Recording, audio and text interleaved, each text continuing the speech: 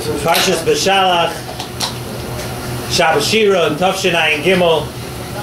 Want to welcome the contingent in studio tonight from Los Angeles, back to be with us, to visit us live on set. The Medrash says on the pasuk. Before I get to the pasuk, actually, I just want to tell you that last year, remember in Parshas Beshalach, every parsha is really there's always a lot to talk about on it, and every parsha is a lot. Every parsha is beautiful, but this week Parshas Beshalach, Kriyas Yamsuf, the Shira, the Mon, Milchemes Amalek. There's so much to talk about. So I remember last year we discussed the inyan of the Mon as it relates to our Parnasa. And we spoke about the inyan of how the Torah says, Hineni mamtir lachem.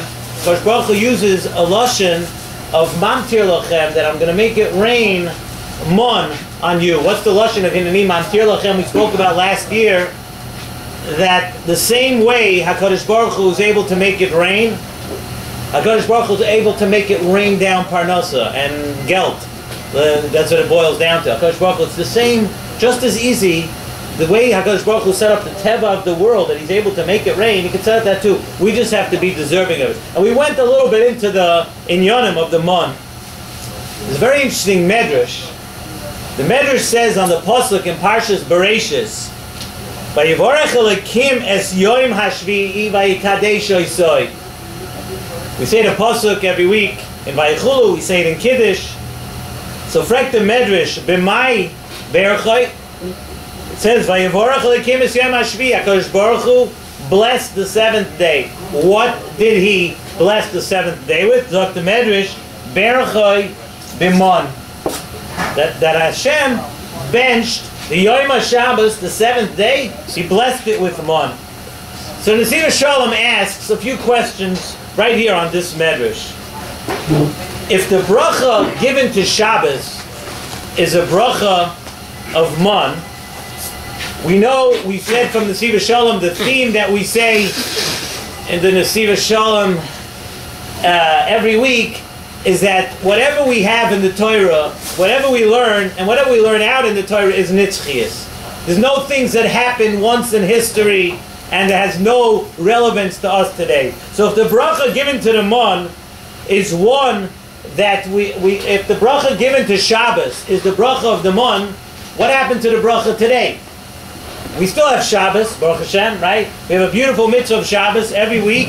So what happened to the bracha of the mon? If Berachai b'mon, He gave Shabbos the bracha of mon, how does that pertain to us? How is that relevant to us today? Also, what does the Medrash mean that the bracha of mon was given to Shabbos? We know that Shabbos was the only day that mon did not fall. So what do you mean you gave a bracha of mon to Shabbos? There is no mon on Shabbos.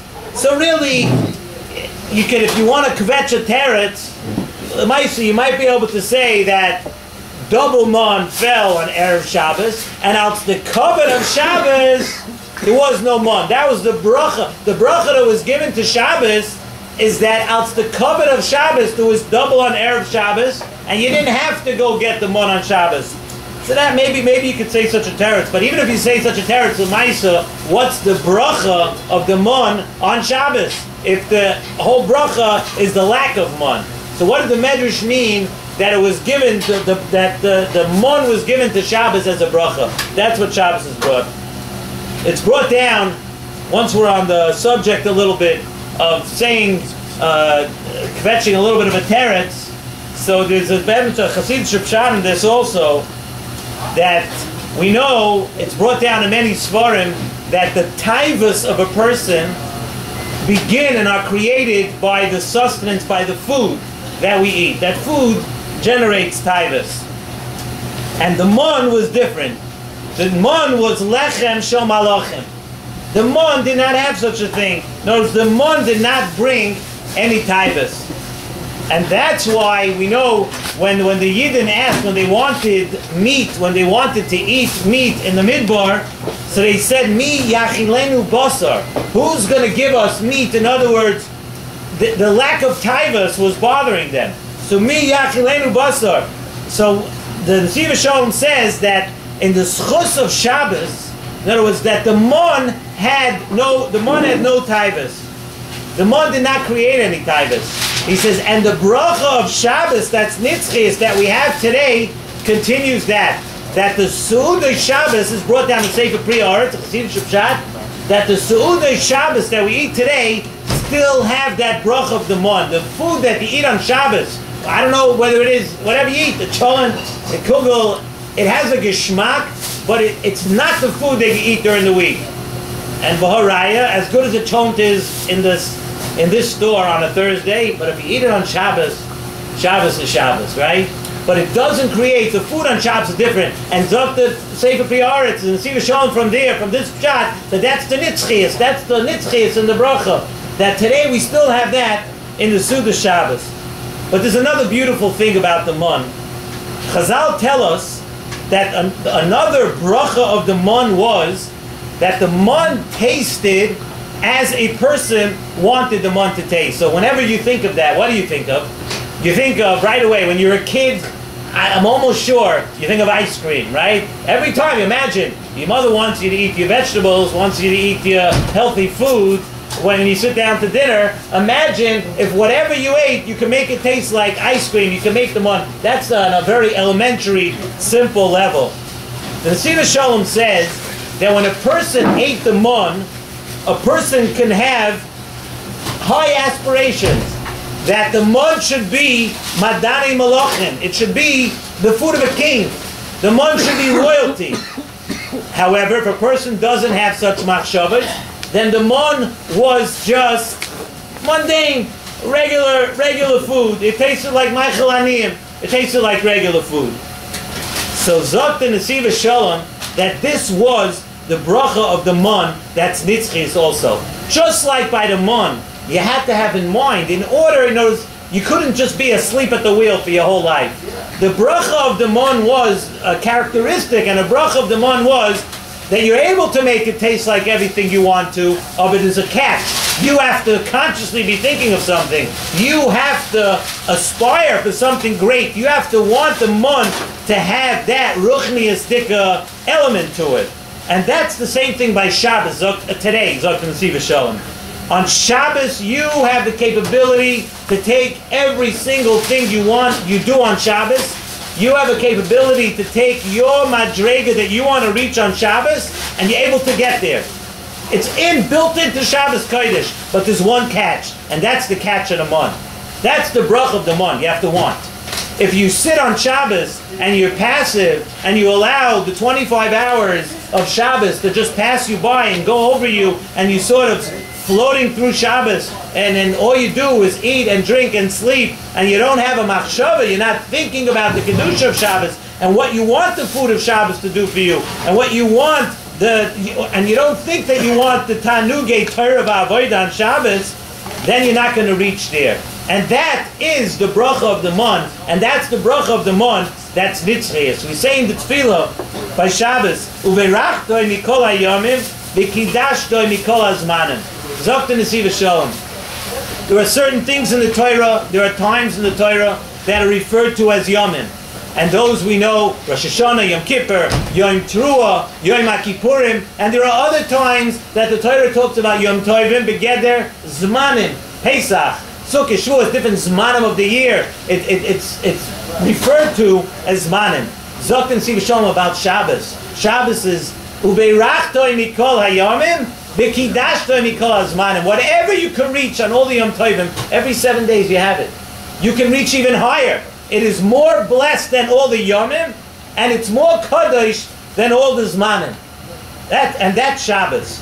A Yid has a capability on Shabbos, Zok Nesiva Shalom, to bring every bracha in your life that you want, every bracha in your life that you desire, every bracha that you think might be good for you, or something that you want, you have the capability. Shabbos is the Mekora brachas. You're able to be zoicha to brachas b'li mitzarim, nachal b'li mitzarim. We spoke about it a little while ago. But however, everything is totally in your ratzon. It's totally in your kavanah. And that we learned from the mon. Because if you thought of nothing, you're not going to get there. But Shabbos, you have the capability to do everything. It's brought down from it's brought down, they write about him, that every Shabbos that he spent was like there was never a Shabbos before. He spent every Shabbos like it's the first Shabbos he ever had, and that there'll never be another Shabbos. That was brought down as Yedua from him, that that's the way he spent Shabbos. Like, he never had a Shabbos, and he's never going to have another Shabbos. The S.S.S. Shalom says that the reason is because not only do you have the capability to reach amazingly high madregas on Shabbos, but the thing is that every Shabbos has its tafkid, its time and place. And what you're able to reach this Shabbos, you're not able to reach next Shabbos. Yes, you can reach high madregas, but you'll never be able to reach the madrega you could have and you should have reached last Shabbos. That you can't. And that's why he spent every Shabbos, because the taka was, that Shabbos never was, and that Shabbos will never be again. Every single Shabbos, you have the capability to be a new person. The S.S.S. Shalom says something very interesting. Even if you've done, he says, very, very serious averis during the week. He says, on Shabbos, if you want to, if you have kavanah, you can become a totally different person than the person who did the averis. And all this goes into Zok Nesiva Shalom, Berchoy B'man. That the man was new every single day. Again, you weren't allowed to eat the man from one day to the next. The same thing happens on every Shabbos. This bracha of the man that was given to Shabbos, that continues to Shabbos, every Shabbos, you're able to take the whole week, turn yourself into a new person. And if you did Averis during the week, it's not me. I'm a new person. I have nothing to do with that person that was during the week. And that was the bracha of Mon that goes on to Shabbos. This Shabbos is also a very special day, Tu Bshvat. And I challenge anybody to turn to the person next to them in Shul Shabbos and say, what is Tu Bshvat? Why Tu Bshvat? What is Tu Bshvat? What's the great excitement about Tu Bshvat? So today we already have different excitements of Tu Bshvat. Tu Bshvat, the freezer in BMG opens. We know. The only thing is, I think that's probably more apropos for Tu B'Av, right? Because that's the Yontif of Shidduchim and all of that. So maybe that's a little bit, that, if you ask somebody what's Tu B'Shvat, so if you have children in Shidduchim age, then you know that Tu B'Shvat is a very important day in Lakewood, New Jersey. There are other people who actually think, also Tu B'Shvat, for some reason, it starts to remind them a little bit of spring. That if it's Tu B'Shvat, spring is in the air. Anybody, I know this year, Baruch Hashem, gets watched all over the world, East Coast, West Coast, different continents, Europe, Eretz Yisrael. Anybody who stepped outside in Lakewood, New Jersey here tonight knows that it's had nothing to do with spring, right? Spring is not here. It's not here yet. Tonight, for those of you that are not in town here, tonight is supposed to be 7 degrees. And for those of you in Eretz Yisrael, I was trying 2 weeks ago when I was in Eretz Yisrael, I was trying to explain to somebody, they were telling me we had 8 inches of snow one day, and they're freezing, and I'm trying to explain to them that it's not cold for us. You know, what's 33 degrees? It's not cold. So I told them that over here, if it's 7 degrees tonight, the way I look at 7 degrees, it's approximately, I believe, about 14 degrees below zero. So if anybody's in Eretz Yisrael and you're watching this tonight, Hayom balayla b'chutz, 14 mitachat le'efes. It's 14 degrees below zero. So that's cold. So the kids at Tu B'Shvat, we're going to have a hard time thinking that that it's going to be spring, Tu B'Shvat. It's a very beautiful, beautiful pshat. I think I once spoke about this a couple of years ago. Ramosha Feinstein Zatzal has a beautiful, beautiful daher in Tu B'Shvat. It says like this: what is Tu B'Shvat? Tu B'Shvat, really, what Tu B'Shvat really is Tu B'Shvat is the cutoff date that you're able to give Meiser to the Levi from 1 year to the other. That's what Tu B'Shvat is. Tu B'Shvat's the cutoff date. And why do we have this cutoff date, Zakul Moshe? The reason we have this cutoff date is because the Levium, there's nobody coming around doing collections for the Levium. So a person might push himself off. You might keep pushing off, Meiser, I'll give it some other time to the Levi, I'll give it some other time. So we came and we made a cutoff date that before Tu B'Shvat, you must give your Meiser. You have to give your Meiser. And Dr. Moshe, beautiful, what happens when you give your Meiser? Until they gave your Meiser to the Levi, everything else was usher to you. You're not allowed, it becomes yours after you give your Meiser to the Levi.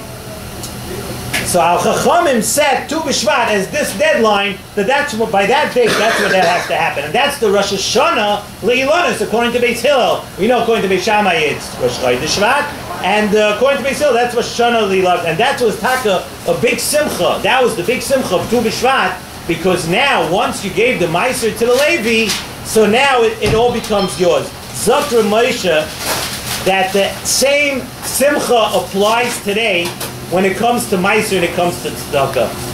Says a person can always push off. A person can always push off. I'll give tzedakah later. Maybe I won't give tzedakah enough Meiser this year because who knows if I'll make that amount of money next year. Maybe I'll need it. Maybe I'll need it for some investment. Maybe I'll have to invest in this or that. Or you always have a reason to push off. You could always push off tzedakah for one reason or the other. Zakra Moshe, that you should know that in this world, really, the way the world is supposed to be is that every person, you're supposed to take the amount of assets in the world and divide it up equally among every person. Why should one person be different than the other? One person, every person should get the same exact amount of assets. Why should one person have more than the other? We don't know. We don't understand that. But what Rav Moshe does say is that really when you have more than somebody else, you have to understand that you have an obligation to give to the people who have less than you. And he says that's Tu B'Shvat today. Tu B'Shvat today has that same, a person has to have that same mindset that until he gives his tzedakah, until he gives his meiser, until he gives what he's supposed to give away to other people, then the other 9/10 that you have, everything else that you have really does not belong to you, because there's no reason for you to have more than somebody else. There's no reason for that, Zakra Moshe. But once you give your tzedakah, now the rest of what you have, taka belongs to you. He says that's a gebaldik simcha on Tu B'Shvat today. Tu B'Shvat was the day that was set up that a person's supposed to realize that, hey, I didn't give him enough tzedakah this year. I didn't give my meiser this year. I didn't treat poor people, give away as much as I should have. It comes to Tu B'Shvat. Now, Tu B'Shvat is when you give that away. And that's taka why Tu B'Shvat, the Indian of meiser, also applies today. It's a tremendous simcha. So we have a lot to be happy for this Shabbos. We have a Shabbos Shira. Shira in general gives us a feeling of happiness. We thank HaKadosh Baruch Hu for Kriyas Yamsuf. Indian of Shira, we thank HaKadosh Baruch Hu for every person's Kriyas Yamsuf of today, however you want to learn it. Shidduchim, other things that people, the week of Kriyas Yamsuf could be a good week to be mispalel. Shidduchim, we learned about how much we could accomplish on Shabbos and how much we could do. We have Shabbos with Shira together with Tu B'Shvat. We should be zoichet to be able to reach these madregas, and besides reaching these madregas, to reach the level of happiness that we really want to reach.